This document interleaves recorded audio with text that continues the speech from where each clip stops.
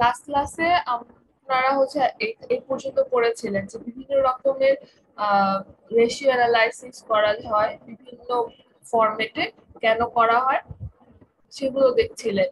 আহ, একটা আমি annual report দেখাচ্ছিলাম আপনাদেরকে। আপনার বাসায় কি সবাই একটা অ্যানুয়াল রিপোর্ট ডাউনলোড করে দেখেছেন? ম্যাম এখনো দেখা হয়নি। একটা অ্যানুয়াল রিপোর্ট ডাউনলোড করে সবাই দেখবেন। আমি আপনাদেরকে একটা অ্যাসাইনমেন্ট দিব, ঠিক আছে? সেই অ্যাসাইনমেন্টটা হবে হচ্ছে আপনাদের কাইন্ড অফ কুইজের অল্টারনেটিভ। তো সেটা যদি আপনারা খারাপ করেন তাহলে কিন্তু আপনাদের কুইজে খারাপ চলে আসবে, ঠিক আছে? যেহেতু আপনাদের বেস্ট কাউন্ট করার ইস্যু আসে, আপনাদের লাস্ট কুইজটা খুব একটা ভালো হয়নি। বুঝতে পেরেছেন? আচ্ছা, ম্যাম আমাদের সেকেন্ড সিটিটা কবে নেবেন তাহলে? সেকেন্ড সিটি আমি আর নিব না, ঠিক আছে? ম্যাম রমজানের আমাদের মধ্যে তো আমি অ্যাসাইনমেন্ট দিয়ে দিব। আমি আপনাদেরকে আজকে রেশিও গুলো পড়ানোর পরে আমি আপনাদেরকে আজকে অথবা নেক্সট ক্লাসে একটা অ্যাসাইনমেন্ট দিব, যেটা আপনারা যেভাবে অ্যাসাইনমেন্ট জমা দিয়ে দিবেন আমাকে। যে লাস্ট যে অ্যাসাইনমেন্টটা জমা দেওয়ার কথা আমি বলেছিলাম যে আজকে গতকালকে জমা দেওয়ার কথা ছিল, আপনারা দিতে পারেননি সামহাও, সেটা হচ্ছে আপনার আগামীকাল জমা দেওয়ার কথা মোস্ট প্রবাবলি, তাই না? ম্যাম নেক্সট উইক মঙ্গলবার দেওয়ার কথা ম্যাম, আমাদের নেক্সট উইক আহ, মঙ্গলবার ক্লাস আচ্ছা, আছে। ঠিক আছে। ঠিক আছে, তাহলে মানে যেটা দিবেন ঠিক একই ভাবে অ্যাসাইনমেন্টটা জমা দিবেন, ঠিক ম্যাম আছে? তাহলে ম্যাম আমাদের অ্যাসাইনমেন্ট কয়টা হচ্ছে? দুইটা। এটা সহ একটা। দুইটা হবে। ম্যাম একটা একটা আমাদের অ্যাকচুয়ালি অ্যাসাইনমেন্ট, ঠিক আছে? আর আরেকটা হচ্ছে, সেটা হলো সিটের অল্টারনেটিভ অ্যাসাইনমেন্ট, 15 মার্কস এর। আমাদের তো তিনটা সিটি হয়, সিটির মধ্যে মানে বেস টু কাউন্ট করে, তাহলে ম্যাম যারা একটা সিটি দেয়নি তাদের তো তাহলে সমস্যা হয়ে যাচ্ছে না তারা? বেস টু কাউন্ট করে সেটাকে তো আবার এভারেজ করে 15এই তো নিয়ে আসে, তাই না? জি ম্যাম, কিন্তু যারা একটা দেয়নি তাদের তাহলে তো তারা একটা দিচ্ছে শুধু। আমি তো এর জন্য এটা অ্যাসাইনমেন্ট নিচ্ছি, যে এটা খারাপ হওয়া যদি আমি আর একটা সিটি নেই, সিটি কিন্তু খারাপ হওয়ার পসিবিলিটিস, আপনাদের মিস হওয়ার পসিবিলিটিস অনেক বেশি। কিন্তু আমি যদি অ্যাসাইনমেন্ট নেই, আপনাদের খারাপ হওয়ার এবং মিস হওয়ার পসিবিলিটিস কিন্তু অনেক কমে যাবে, ম্যাম তাই না? যে অ্যাসাইনমেন্টটা দিবেন সেটা তো আর এভারেজ করবেন না, সেটার মার্কটাই তাহলে তাদের দিয়ে দিবেন তাদের ফার্স্ট। দিয়ে দিব, জি, আচ্ছা তাদের ম্যাম, দিয়ে দিব। আমি তো বুঝতে পেরেছি ম্যাম, ঠিক আছে। অ্যাসাইনমেন্ট হবে একটা সিটি, দুটো সিটির মধ্যে আপনাদের বেস্ট ওয়ান কাউন্ট হবে, ঠিক আছে? আপনাদের যেটা হয় যে এভারেজ করা হয়, বেস্ট টু কাউন্ট করে এভারেজ করা হয়। সো একই কথা, আপনাদের 15ই থাকছে, আপনাদের 30তে তো আর সিটি কাউন্ট হয় না, ঠিক আছে? ক্লিয়ার বিষয়টা? আচ্ছা, দেখেন, হরাইজন্টাল অ্যানালাইসিস পড়েছিলেন, ভার্টিক্যাল অ্যানালাইসিস কি এগুলো পড়েছিলেন? মনে আছে কি কি পড়েছিলেন? জি ম্যাম। আচ্ছা, এখন দেখেন রেশিও অ্যানালাইসিস আমরা করছি। রেশিও অ্যানালাইসিস কেন করা হয়? সাপোজ আপনার অর্গানাইজেশনে আপনি রেশিও অ্যানালাইসিস করছেন কোনো একটা কম্পোনেন্ট, অ্যাসেট অথবা হচ্ছে লায়াবিলিটি, কিংবা অ্যাসেটের মধ্যে ধরেন কারেন্ট অ্যাসেট। কারেন্ট অ্যাসেট বলতে হচ্ছে যে অ্যাসেটগুলো আপনি দ্রুত টাকায় রূপান্তরিত করতে পারেন। যেমন হচ্ছে আপনার কাছে একটা চেক আছে, আপনি ব্যাংকে গেলেই চেকটাকে আপনার ক্যাশ করে দিবে, ঠিক আছে? এটা হচ্ছে আপনার কারেন্ট অ্যাসেট। আপনি কারো কাছ থেকে টাকা পান, সে আপনাকে টাকা দিয়ে দিলেই আপনার সেই অ্যাসেটটা ক্যাশে ট্রান্সফার হয়ে যাচ্ছে, তাই না? কারো কাছ থেকে টাকা পাওয়া মানে কি অ্যাকাউন্ট রিসিভেবল। এখন সেই রিসিভেবল যেটা আপনাকে টাকা দিয়ে দেয় সেটা সঙ্গে সঙ্গে ক্যাশে ট্রান্সফার হয়ে যাচ্ছে। এটা হচ্ছে একটা কারেন্ট রেশিও। এই যে এলিমেন্ট গুলো আছে, ইনকাম, ব্যালেন্স শিট বলেন, ফাইন্যান্সিয়াল স্টেটমেন্টে এই এলিমেন্ট গুলোর কি অবস্থা, ঠিক আছে, সেটা আইডেন্টিফাই করার জন্য রেশিও অ্যানালাইসিস করা হয়। রেশিও এর বিভিন্ন রকমের ভাবে অ্যানালাইসিস করা যায়, বিভিন্ন ক্রাইটেরিয়া আছে, তার মধ্যে একটা হচ্ছে লিকুইডিটি রেশিও। লিকুইডিটি রেশিওস কি?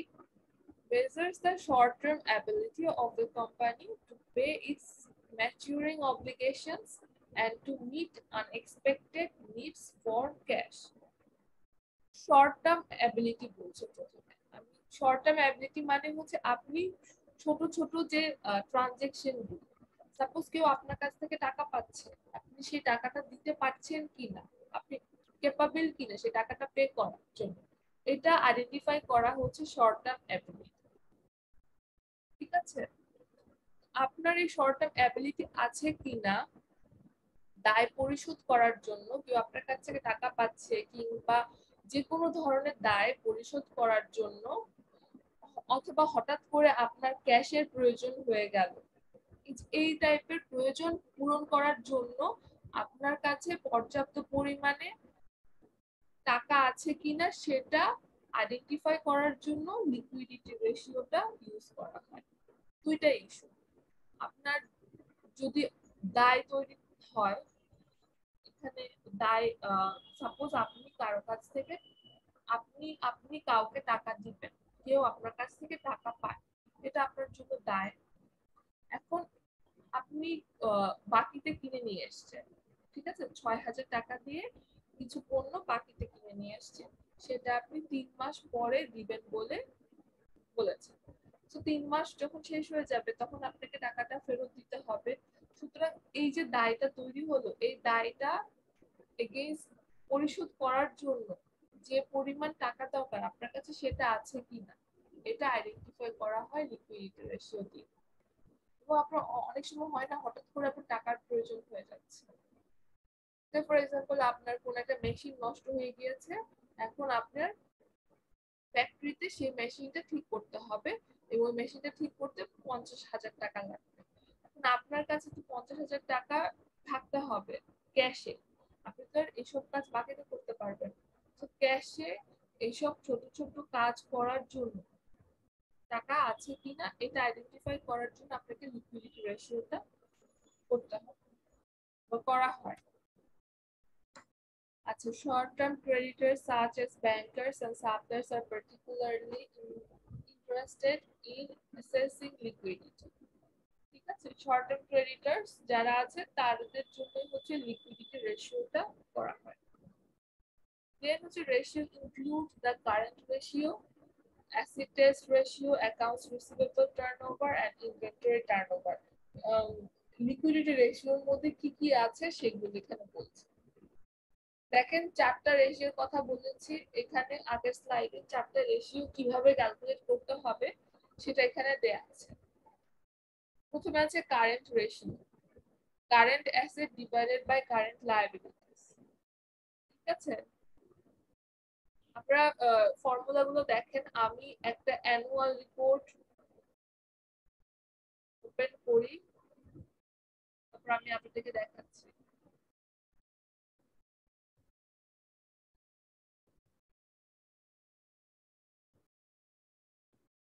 আমি আপনাদেরকে যেটা অ্যাসাইনমেন্ট দিব সেটা বলে দিচ্ছি। এই যে এখানে যে রেশিও গুলো আছে, আপনারা প্রথমে কি করবেন, লিখবেন যে রেশিও অ্যানালাইসিস, প্রথমে লিকুইডিটি রেশিও লিখবেন, লিকুইডিটি রেশিওর মধ্যে কি কি লিকুইডিটি রেশিও আছে সেগুলো লিখবেন, লিখে এভাবে প্রত্যেকটা রেশিওকে নিয়ে অ্যানালাইসিস করবেন। For example current ratio, formula লিখবেন, ফর্মুলা লিখে তার নিচে আপনারা হচ্ছে একটা কারেন্ট রেশিও অ্যানালাইসিস করবেন। দেন অ্যাসেট টেস্ট রেশিও, ঠিক আছে, এভাবে একটা একটা করে করতে হবে। আর আপনারা কোথা থেকে কারেন্ট অ্যাসেট লায়াবিলিটিস এর ভ্যালু পাবেন, আপনারা প্রত্যেকে different different annual report download দিবেন, সেখান থেকে এটা পাবেন।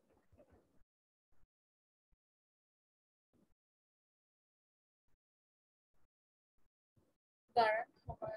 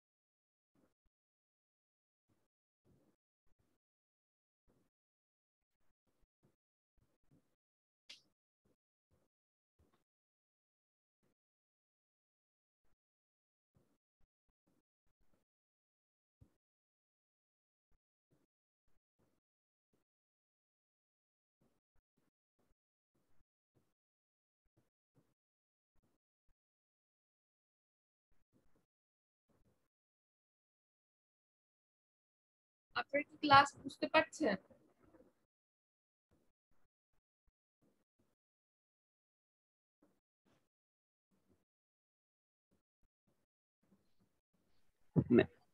ম্যাম এত সময় কি আপনি কথা বলছেন? জাস্ট লাস্ট অ্যানুয়াল রিপোর্ট যখন বলছিলেন ওই পর্যন্ত শোনা গেছে, এরপরে আর মনে হয় কথা বলেন নাই।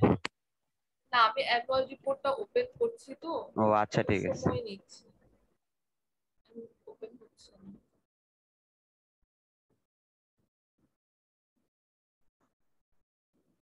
আচ্ছা, অ্যানুয়াল রিপোর্টটা ওপেন হতে হতে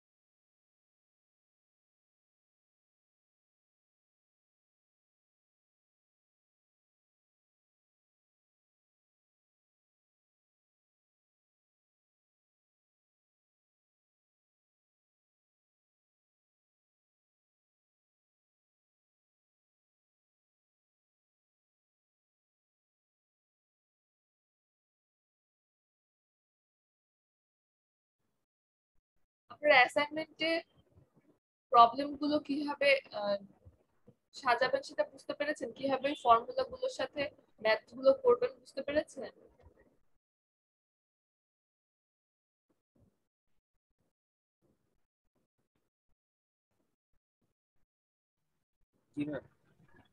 আচ্ছা, না বুঝতে পারলেও সমস্যা নাই, আমি একবার একটু আপনি এগুলো হাতে করবেন, ওয়ার্ড ফাইল ইউজ করে করার দরকার নাই। আমি যদি আপনাদেরকে ওয়ার্ড ফাইলে একটু দেখাবো কিভাবে করবেন।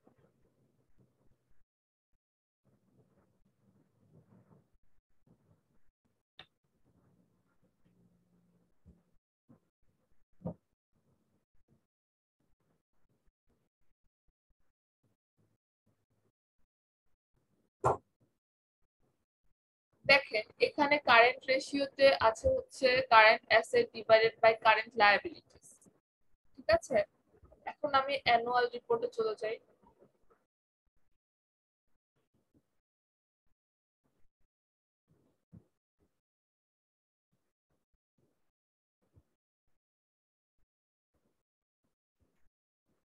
অ্যানুয়াল রিপোর্টটা দেখতে পাচ্ছেন না সবাই? জি ম্যাম। আচ্ছা, কারেন্ট অ্যাসেট এবং লায়াবিলিটিস এগুলো কোথায় থাকবে? Statement of financial position. মিডের আগের ক্লাসগুলোতে আমি এটা পড়িয়েছিলাম, ব্যালেন্স শিটে কি কি থাকে, ইনকাম স্টেটমেন্টে কি কি থাকে, মনে পড়ছে? সেটা ইউজ করে সেই আইডিয়াটা ইউজ করতে হবে।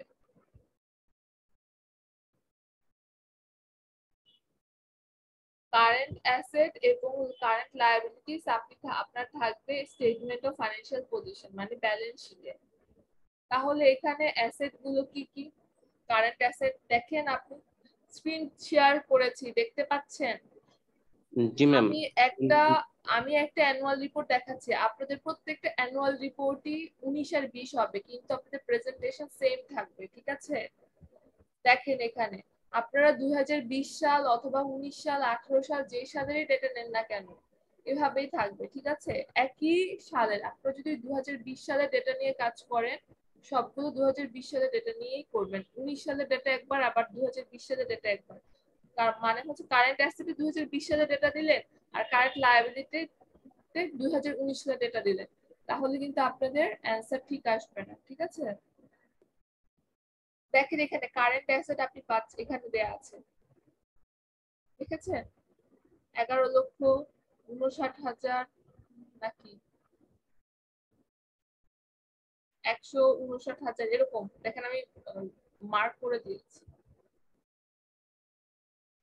Blue colour. দেখতে পেয়েছেন কারেন্ট অ্যাসেটটা? জি ম্যাম। আপনি কিন্তু এরকম কারেন্ট অ্যাসেট পাবেন ফাইন্যান্সিয়াল পজিশনে, ডিরেক্টলি ভাবে দেয়া থাকবে। দেখবেন কোন একটা হয় উপরে না হয় নিচে এরকম করে সাম করে দেয়া থাকবে কারেন্ট অ্যাসেট। দেখেন কারেন্ট অ্যাসেটের মধ্যে কি কি আছে, inventories, materials in transit, trade receivable, advance deposit and prepayments এরকম দেয়া আছে। কারেন্ট অ্যাসেট কে আপনি ভাগ করবেন কারেন্ট লায়াবিলিটিস দিয়ে। দেখেন কারেন্ট লায়াবিলিটিস কোথায় জি দেখেছেন? ম্যাম, জি ম্যাম, বুঝতে পেরেছেন? জি ম্যাম, এখন সূত্রতে যা এটা বসাতে দিলেই হবে। হ্যাঁ, শুধু বসিয়ে দিলে হবে না, ডিভাইড করে দেখাতে হবে। জি ম্যাম, বুঝতে পারছি। আচ্ছা, এবার আসেন কিভাবে করবেন সেটা দেখেন।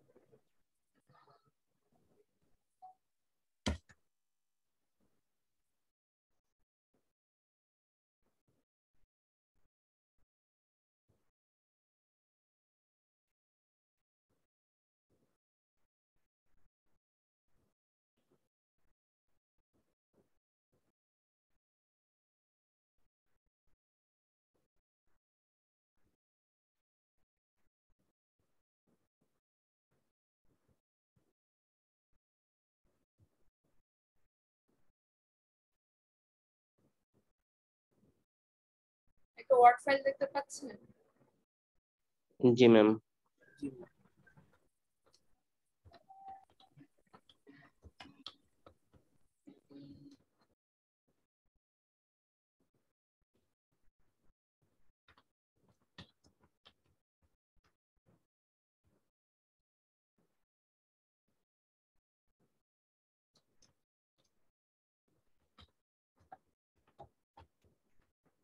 আপনারা চাইলে ফর্মুলাটা যেভাবে স্লাইডে ওভাবে লিখতে পারেন, এভাবে স্ল্যাশ দিয়ে লিখতে পারেন, ইটস আপ টু ইউ, ঠিক আছে?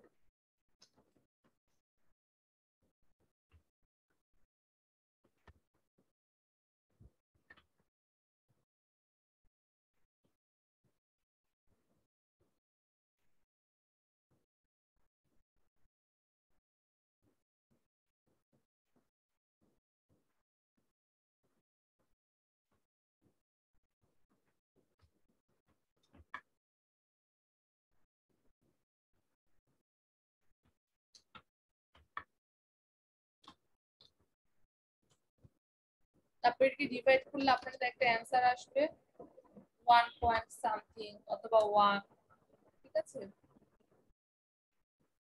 অ্যান্সারটা লিখবেন এভাবে 1 আসবে মোস্ট প্রবাবলি, সেটাকে লিখবেন 1, যেটা আসবে সেটাই লিখবেন। 1 বলেন 1.5 যেটা আসে, ঠিক আছে? বুঝতে পেরেছেন? জি ম্যাম, বুঝতে পারছি। অ্যাসাইনমেন্টে কিভাবে করবেন? এরপরে আপনারা শুরু করবেন কারেন্ট রেশিও শেষ, তারপর হচ্ছে কুইক রেশিও, ঠিক আছে? এভাবে একইভাবে সবগুলোকে করবেন।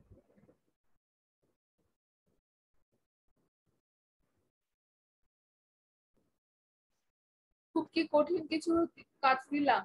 খুবই সহজ কাজ, একটা যদি বুঝতে পারেন পরের গুলো করতে 5 মিনিট লাগবে।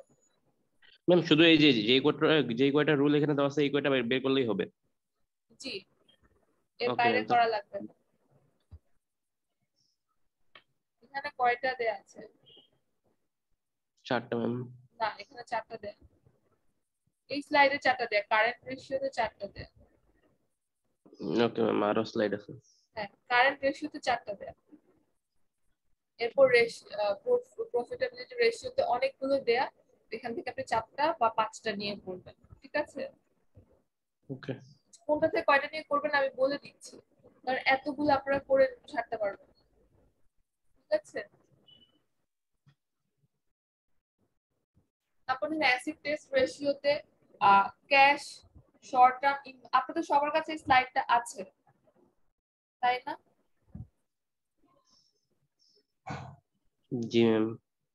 হ্যাঁ, তাহলে আমি আপনাদেরকে বেটার দেখাই আপনারা কোন কম্পোনেন্টটা কোথায় অ্যানুয়াল রিপোর্টের কোথায় পাবেন, তাই না? আমার মনে হয় সেটা আপনাদের জন্য বেশি গুরুত্বপূর্ণ। সূত্র তো আপনারা দেখতেই পাচ্ছেন, আপনারাই বলেন আমি কোনটা করলে আপনাদের জন্য বেশি সহজ হবে। কম্পোনেন্ট গুলো কোথায় আছে সেটা দেখিয়ে দিলে সহজ হবে, নাকি সূত্রগুলো ডিসকাস করলে সহজ হবে?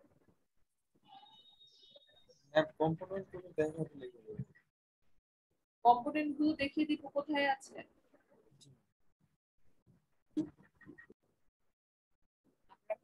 পাচ্ছেন না।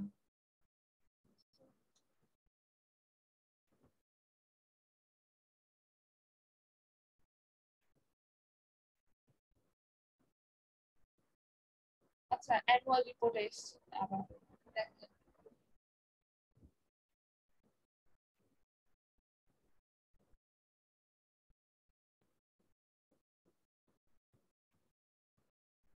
কম্পোনেন্ট, তারপর দেখেন অ্যাসিড টেস্ট রেশিও আছে। আপনারা কি স্লাইডটা ওপেন করেন? আপনাদের সবার কাছে স্লাইডটা আছে ক্লাসরুমে দেওয়া, তাহলে আপনাদের জন্য ইজি হবে, আমি কি বলছি সেটা বুঝতে পারেন। একটা অ্যাসাইনমেন্টে 15 মার্কস, একটা কুইজের ইকুইভ্যালেন্ট। ম্যাম একটু জোরে বলেন।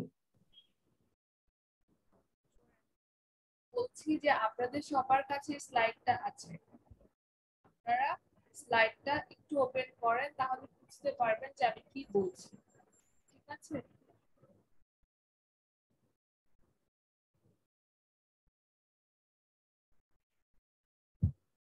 অ্যাসিড টেস্ট রেশিওর ফর্মুলা দেখতে পাচ্ছেন? সবাই ওপেন করেছেন স্লাইডটা? অ্যাসিড টেস্ট রেশিওর ফর্মুলা হচ্ছে cash plus short term investment plus account receivable divided by current liabilities. Current liabilities কোথায় সেটা আপনাদেরকে দেখিয়েছি আমি, তাই না? এখন আপনাদের প্রয়োজন হচ্ছে ক্যাশ। এর মধ্যে যদি আপনাদের এমন হয় যে কোনো একটা ইনফরমেশন আপনারা পাচ্ছেন না, সেটা স্কিপ করবেন। পাচ্ছেন না মানে ওই ইনফরমেশনটা নাই, কিন্তু সব ইনফরমেশন যে থাকবে না তা না, কিছু ইনফরমেশন হয়তো না থাকতে পারে। যেমন শর্ট টার্ম ইনভেস্টমেন্ট, এটা হয়তো আপনারা না খুঁজে পেতে পারেন, কিন্তু অ্যাকাউন্টস রিসিভেবল এটা অবশ্যই থাকবে। ঠিক আছে?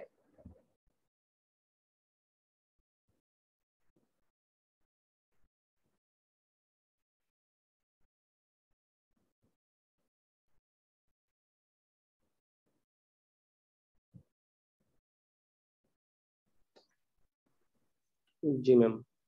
স্ক্রিনে আমি কিন্তু একটা অ্যানুয়াল রিপোর্ট শেয়ার দিয়েছি, দেখতে পেয়েছেন? জি ম্যাম।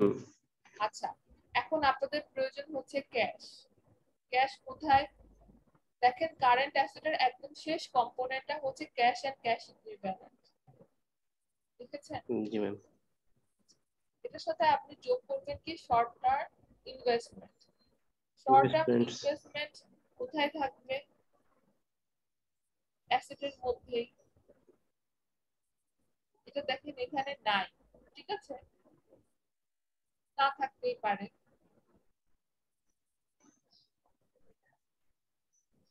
এরপরে আপনাদের ছিল হচ্ছে accounts receivable. Account accounts receivable. Receivable আর ট্রেড রিসিভেবল হচ্ছে সেম, ঠিক আছে? সো ট্রেড রিসিভেবলটা হচ্ছে এখানটায়। অ্যাকাউন্ট রিসিভেবল এবং ট্রেড রিসিভেবল সেম জিনিস, এক একটা কোম্পানি এক একটা টার্ম ইউজ করে। ট্রেড রিসিভেবল এখানে দেয়া আছে, এখান থেকে আপনারা ভ্যালুটা নিয়ে নেবেন। ডিভাইড করবেন total current liabilities. Total current liabilities এর নিচে দেয়া আছে ব্যালেন্স শিটে। ঠিক আছে? জি ম্যাম।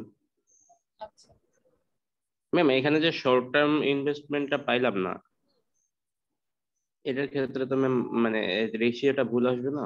না না না, রেশিও ভুল আসবে না।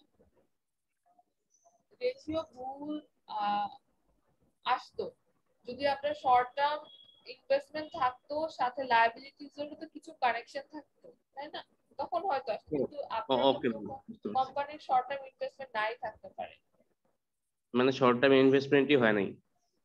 শর্ট টার্ম ইনভেস্টমেন্ট মানে হচ্ছে সাপোজ আপনি একটা ব্যাংকে অ্যাকাউন্ট খুলেছেন, যেটা 1 বছর পরে এই অ্যাকাউন্টটা ম্যাচিউর হয়ে যাবে, বা 2 বছর পরে ম্যাচিউর হয়ে যাবে, মানে খুব কম সময়ের জন্য 6 মাস পরে ম্যাচিউর হবে সেটা। ঠিক আছে? বা আপনি হচ্ছে সঞ্চয়পত্র কিনেছেন 6 মাসের জন্য, সেটা হচ্ছে শর্ট টার্ম ইনভেস্টমেন্ট, কম সময়ের ওকে জন্য। ম্যাম।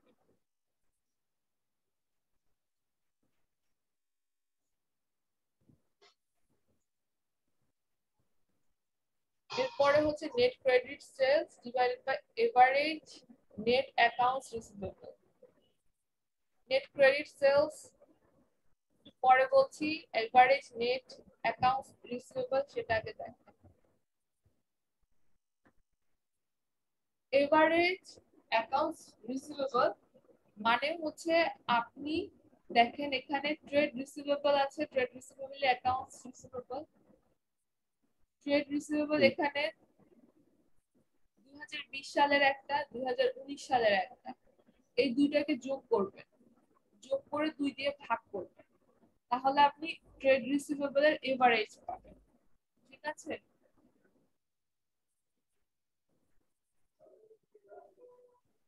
বুঝতে পেরেছেন? জি ম্যাম। আচ্ছা, এরপর আপনার কাছে জানতে চেয়েছি কি আপনার প্রয়োজন কি, ক্রেডিট সেলস মানে জি আপনি ম্যাম, নেট। বাকিতে কতটুকু বিক্রি করলেন।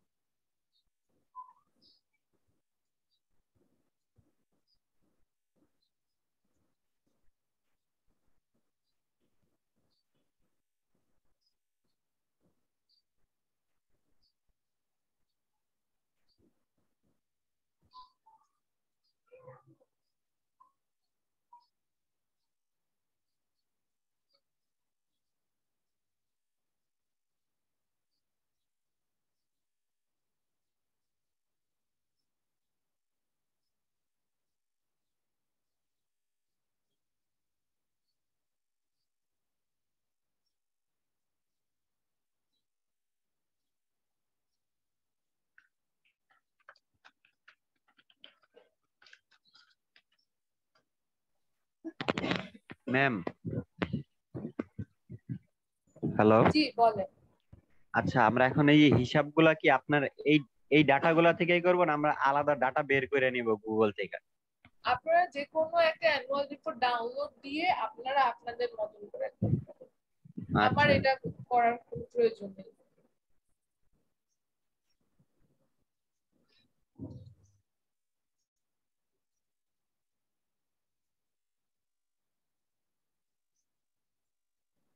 আমি আপনাদেরকে বলছিলাম যে বিভিন্ন রকমের ডেটা না থাকতে পারে, যেমন আপনার এর আগে একটুখানি আগে দেখলেন যে কোন ডেটাটা যেন ছিল না, শর্ট টার্ম ইনভেস্টমেন্ট, সেরকম ভাবে এই কোম্পানির ক্রেডিট সেলস কত সেটা হচ্ছে ডিসক্লোজ করে। জি ম্যাম। আপনারা দেখলেন যে আমি খুঁজে দেখলাম এদের কোনো ক্রেডিট সেলস ওদের নেই, ঠিক আছে, মানে ওরা ডিসক্লোজ করে ক্রেডিট সেলস। ক্রেডিট সেলস মানে কি, বাকি যে বিক্রি করে যেটা সেটা, তাই না? জি ম্যাম।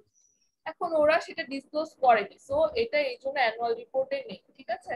সো আপনাদের যদি এরকম হয় তখন আপনারা এরকম ফর্মুলাটা লিখবেন, ফর্মুলাটা লিখে আপনারা এই নেট অ্যাকাউন্টস রিসিভেবল কিভাবে ক্যালকুলেট করলেন সেটা লিখবেন, লিখে তারপর লিখবেন যে no information regarding net credit sales.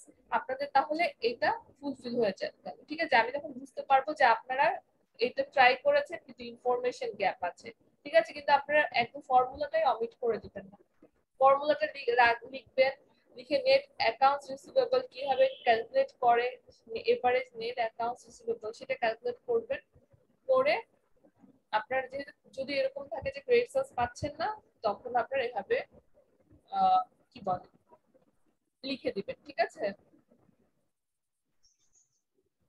বুঝতে পেরেছেন?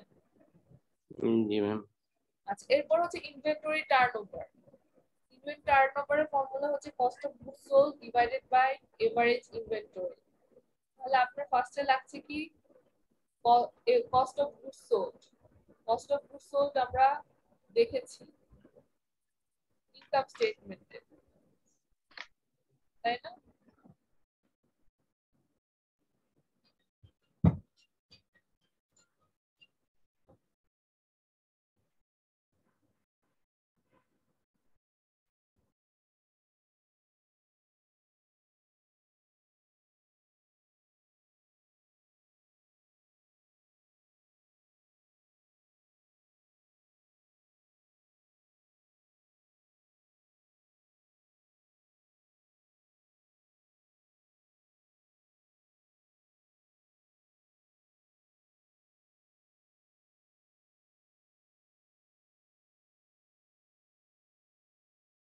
আপনাদের এই অ্যাসাইনমেন্টটা খুবই ইজি, কিন্তু এই অ্যাসাইনমেন্ট করার সবচেয়ে বড় প্রবলেম যেটা আপনাদেরকে ডেটা খুঁজে বার করা। ঠিক আছে,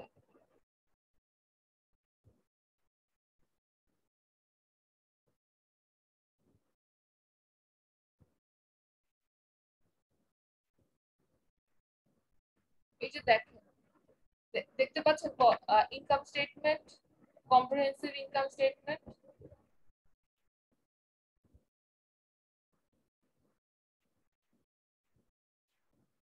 এটা হচ্ছে cost of goods sold.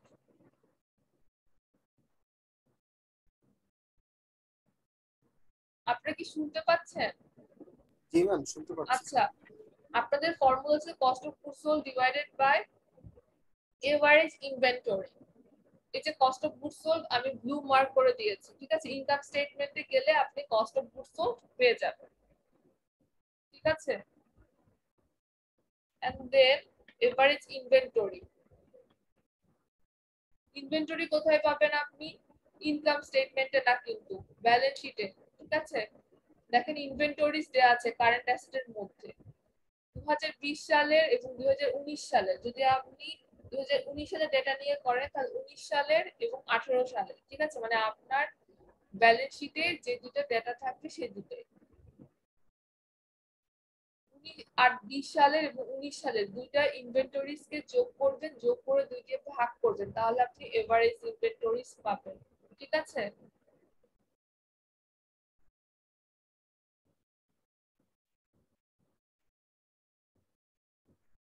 G ma'am. বুঝতে পেরেছেন? এভাবে হচ্ছে করতে হবে।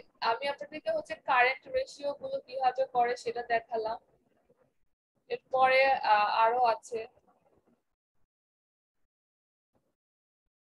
ম্যাম, এই পিডিএফটা কি আমাদের সাথে শেয়ার করে দিচ্ছেন? হ্যাঁ, এই পিডিএফটা অনেক আগে আমি আপনাদের সাথে শেয়ার করে দিচ্ছি। আমি গুগল ক্লাসরুম থেকে পিডিএফটা এখন ওপেন করেছি। তারপর হচ্ছে প্রফিটেবিলিটি রেশিও আছে। প্রফিটেবিলিটি রেশিও অনেকগুলো আছে, যেখান থেকে মাত্র যে কোনো 5টা নিয়ে আপনারা কাজ করবেন। ঠিক আছে, আপনারা ফার্স্ট কাজ হচ্ছে আপনারা আগামী ক্লাসে সবাই একটা করে অ্যানুয়াল রিপোর্ট ডাউনলোড দিবেন। ডাউনলোড দিয়ে দেখবেন কোথায় কি আছে। আমি আপনাদেরকে জিজ্ঞাসা করবো, আপনারা স্ক্রিন শেয়ার করে করে আমাকে বলবেন যে কোন কম্পোনেন্টটা কোথায় আছে। ঠিক আছে, নেক্সট ক্লাস মিন্স মানডে, তাই না? জি ম্যাম। জি, এটা কিন্তু হোমওয়ার্ক, কিন্তু আমি তো সবার কাছ থেকে শুনবো। কারণ আপনারা যদি কম্পোনেন্ট না খুঁজে পান, দ্যাট কেস আপনারা কিন্তু অ্যাসাইনমেন্ট করতে খুব কষ্ট হয়ে যাবে। আর এই অ্যাসাইনমেন্ট কিন্তু কারোটা কপি পেস্ট করা যাবে না, তাই না? খুবই সহজ একটা অ্যাসাইনমেন্ট, একটু সময় দিতে হবে। জি ম্যাম, অ্যানুয়াল রিপোর্ট অ্যাক্টিভিটিটা ওপেন করছেন, মানে এটা কি ক্লাসরুমে খুঁজে পাচ্ছি না। ক্লাসরুম কি হচ্ছে না? অ্যানুয়াল রিপোর্ট যেটা ওপেন করেছিলাম, ক্লাসরুম থেকে আপনি কি ওপেন করতে পারছেন না? Power point? হ্যাঁ ম্যাম, পাওয়ার পয়েন্ট ওপেন করতে পারছি, কিন্তু এই পিডিএফ যেটা আপনি ওপেন করছিলেন না অ্যানুয়াল রিপোর্ট, অ্যানুয়াল রিপোর্টটা আমি আপনাদেরকে দেইনি, ওটা তো হচ্ছে আমি আমার পিসিতে ডাউনলোড করে আমি আপনার সাথে শেয়ার করেছি।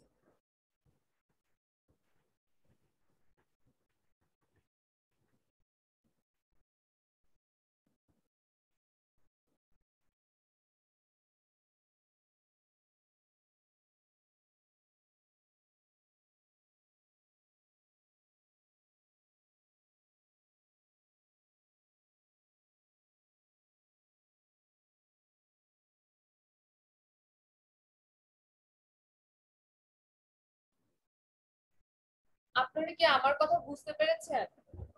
সবাই ডিফারেন্ট ডিফারেন্ট অ্যানুয়াল রিপোর্ট নেবেন এবং কারো অ্যানুয়াল রিপোর্ট কারোর সাথে মিলতে পারবে না, ঠিক আছে? হ্যাঁ, এটা তো আমরা ঠিক মতো বুঝতে পারবো না যে কে কোনটা ডাউনলোড করছে বা কে কোনটা নিচ্ছে, আচ্ছা এটার উপর তাহলে, কিভাবে নির্ভর আচ্ছা করে। ঠিক আছে, তাহলে আপনারা আজকেই গুগল ক্লাসরুমে কমেন্ট করে করবেন। আমি একটা হচ্ছে অ্যাসাইনমেন্ট ক্রিয়েট করব, সেখানে আপনারা সবাই কমেন্ট করবেন কে কোনটা নিচ্ছেন, আপনাদের আইডি লিখে কমেন্ট করবেন। তার উপর ম্যাম ব্যাংকের অ্যানুয়াল রিপোর্ট আবার দেখলাম সম্পূর্ণ অন্যরকম। সোনালী ব্যাংকের একটা দেখলাম সেটা 20-30 পেজের উপরে দেয়া।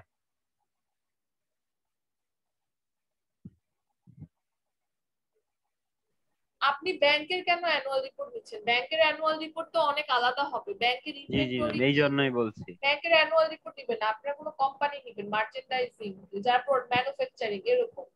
এবং সাপোজ কেউ ধরেন 15 নাম্বারে এসে কমেন্ট করছেন কোন অ্যানুয়াল রিপোর্টটা নেবেন, আগে যারা নিয়ে ফেলেছেন তাদের অ্যানুয়াল রিপোর্ট গুলো সে কপি করতে পারবে, মানে নিতে পারবেন না, ঠিক আছে? নতুন একটা কোম্পানির অ্যানুয়াল রিপোর্ট নিতে হবে।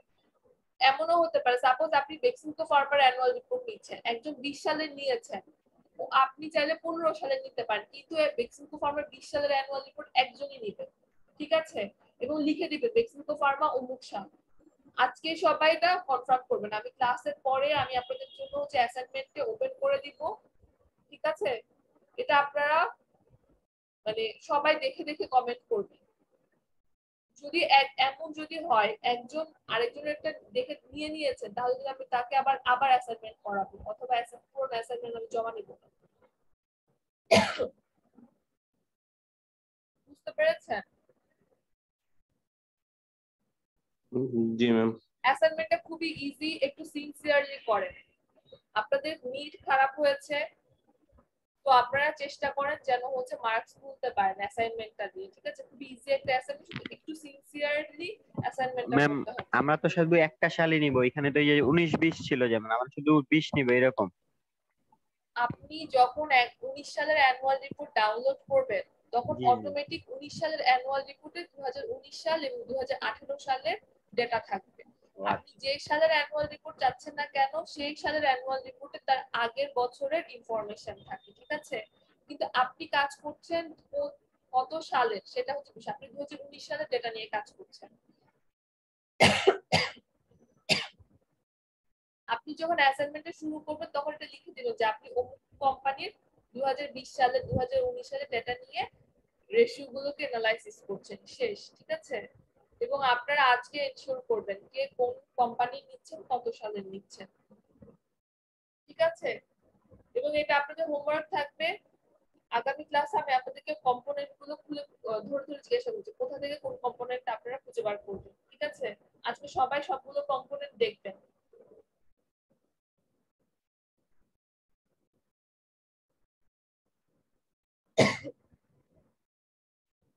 জি ম্যাম, বুঝতে পারছি।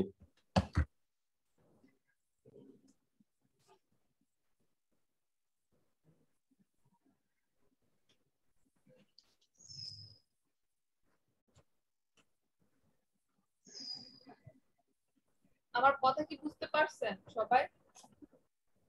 জি ম্যাম, একদম ক্লিয়ার।